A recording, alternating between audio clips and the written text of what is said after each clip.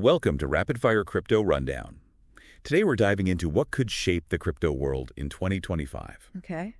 Let's unpack the biggest narrative. Agential AI. Wow. AI that can act autonomously even on social media. Right. And we're not talking about some cool tech demo here. Yeah. This has the potential to completely disrupt how we interact with the digital world and especially crypto. I think what's so fascinating is how quickly this is evolving. We've gone from AI being a behind-the-scenes tool to it stepping out into the public sphere almost like it's developing its own identity. Yeah, and the example everyone's talking about is Cerebro, right? Definitely. This AI seemingly came out of nowhere, launched a token, Yeah. dropped NFT collections, even released music, Uh-huh. and it's all been incredibly successful. It has. I mean, a $550 million market cap for the token? That's not just luck. That's showing a real understanding of how to navigate the crypto space. Exactly. And that's what makes Cerebro so intriguing. It's not just about the token, the NFTs, the music. It's about the why. Cerebro highlights this emerging concept of scalable impersonal brands. Wow. To put it simply, it's like having 1,000 versions of yourself online, each perfectly tailored to a different audience. So instead of just one you trying to build a personal brand, the AI can replicate a brand identity endlessly across all sorts of niches. Exactly. No wonder it's caught on so quickly. Yeah, and that's something a human simply can't do. Right. We have limitations, but an AI like Cerebro, it can interact, learn, adapt, and create 24/7. Wow. It solves the problem of scaling a brand in a way we've never seen before. Okay, so walk me through this. Yeah.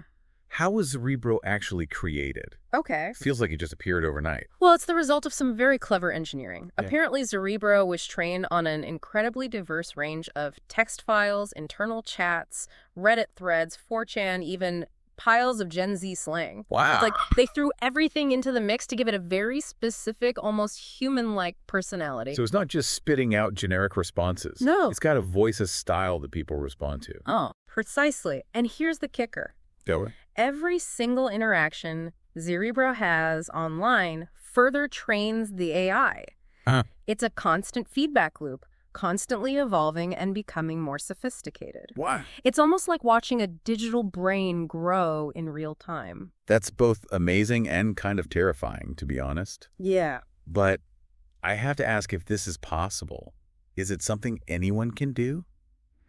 Or is it limited to, like, super geniuses with tons of computing power? That's the really interesting part. Okay. The developers behind Cerebro are working on something called ZeroPi, a framework that will theoretically allow anyone to create their own AI agent. Wait, so you're saying we could all have our own personal Cerebros running around online? Yeah. It's a pretty wild thought. It is, isn't it? Yeah. You define your AI's personality traits, choose what it learns from, tailor it to your specific needs. Imagine a world where anyone can have a tireless digital representative working for them, building their brand, engaging with customers, even negotiating deals. And that's just in the realm of personal branding. Think about other applications. AI agents handling tasks from coding to marketing, all transacting with crypto. Yeah. It could fundamentally change how we work, how businesses operate. I can definitely see the appeal. Right. Who wouldn't want a super efficient AI assistant taking care of all the boring stuff? Yeah. But even if we set aside the taking over the world scenarios, Yeah. there are still some potential downsides, right? Absolutely. We need to be mindful of things like bias in the data used to train these AI agents. Right. If the data is skewed, the AI could perpetuate harmful stereotypes or discriminate against certain groups. Right. It's a big responsibility for the developers of these frameworks to ensure they're built ethically. And what about jobs? A lot of people are already worried about AI taking over their jobs. Yeah. If everyone has access to AI agents that can outperform humans in many tasks, that's going to have a huge impact on the economy. It's a valid concern. We need to start thinking now about how we adapt to this changing landscape. What skills will be valuable in a world where AI can handle so many tasks? It might mean focusing on creativity, critical thinking things that AI can't yet replicate. Milk Road actually predicted that agential AI is going to be the dominant narrative in 2025. They did. What signs are we already seeing that support this? Well, apart from Cerebro's success, just look at the amount of investment pouring into AI development. Oh, yeah. It's unprecedented. And it's not just tech giants, startups, independent researchers. Everyone's trying to get a piece of the action. So it's not just hype. There's real money and serious brain power behind this. Uh, It does feel like we're at the beginning of something huge. It's like the early days of the internet when people knew it was going to be big but couldn't fully grasp the implications.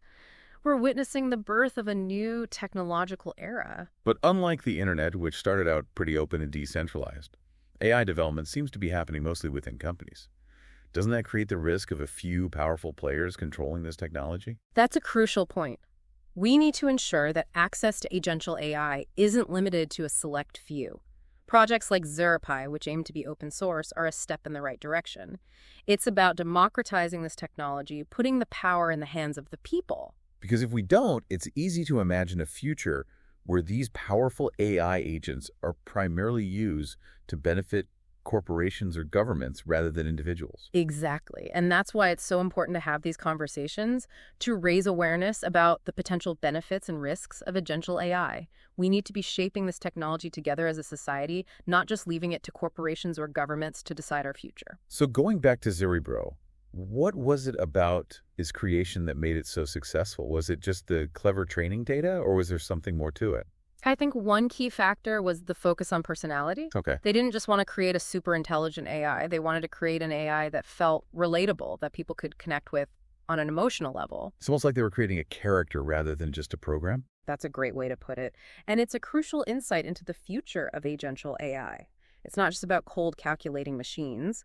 It's about creating AI that can understand and interact with humans on a more personal level. That's where the real power lies. It's like that saying, people buy from people. Even if those people are actually AI agents, they need to have that human touch to be truly effective. Exactly. And as AI technology continues to advance, I think we'll see even more emphasis on this aspect. Creating AI agents that are not just intelligent, but also emotionally intelligent, capable of building trust and rapport with humans. Which is a bit ironic considering we often think of AI as being devoid of emotion. Yeah. But it makes sense. If these agents are going to be working alongside us, negotiating on our behalf, we need to feel like we can trust them. Absolutely. And that trust will be built on more than just competence. It will be built on the ability of these AI agents to understand our emotions, to empathize with us, to connect with us on a deeper level. This is starting to sound less like science fiction and more like psychology almost. Yeah. That's exactly what's so fascinating about this field. It's not just about computer science anymore. It's about psychology, sociology, even philosophy. We're trying to understand what it means to be human and how to recreate those qualities in artificial intelligence. It's a pretty mind-blowing concept. But if we pull back from the philosophical implications for a moment, what are some concrete examples of how this technology might actually be used in the near future, besides, creating viral NFT collections? Well, imagine you're trying to buy a house. Okay. Instead of spending hours searching listings and dealing with real estate agents, you could have an AI agent do it all for you. Interesting. It could analyze your needs, scour the market, negotiate the best price, even handle all the paperwork. Okay, that's pretty impressive. Right. But what about something a bit more everyday? Could these AI agents help us manage our finances, for example? Absolutely. Imagine an AI agent that tracks your spending, analyzes your investment portfolio, Okay. and even automatically rebalances your assets based on your risk tolerance and financial goals. Wow. It could essentially act as your personal financial advisor, available 24/7. So it's like having a little Warren Buffett in your pocket, constantly crunching numbers and making sure you're making the smartest financial decisions. I like the sound of that. Uh-huh. What about the creative side of things? Can these AI agents actually create art music, even write stories? We're already seeing that happen. There are AI agents composing music, generating artwork, even writing poetry and screenplays. Really? And while the quality can be variable, it's constantly improving. So it's not just about automating tasks, it's about augmenting human creativity. It's almost like having a collaborator, a muse, that can help you push the boundaries of what's possible. Exactly.